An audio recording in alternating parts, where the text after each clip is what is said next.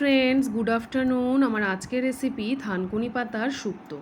প্রথমে কড়াইতে তেল দিয়ে তেলটা হালকা গরম করে তার মধ্যে রাঁধুনি ফোড়ন দেবো। তেলটাকে বেশি গরম করবেন না, তাহলে রাঁধুনি পুড়ে গেলে শুক্তোর টেস্ট কিন্তু অন্যরকম হয়ে যাবে।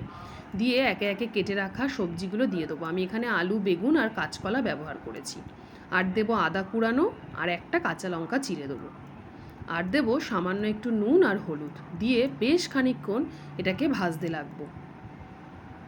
যখন লাল লাল করে ভাজা হয়ে যাবে তখন এর মধ্যে দিয়ে দেবো সামান্য জল।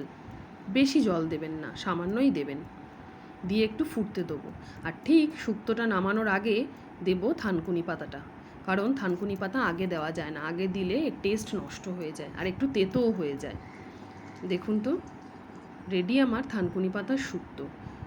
আমরা তো সবাই জানি যে থানকুনি পাতা পেটের জন্য খুব ভালো, তাই এই শুক্তোটা কিন্তু করে খাওয়াই যেতে পারে। বলুন, আজ তাহলে আসি, দেখা হবে আবার একটা নতুন ভিডিওর সাথে। টাটা।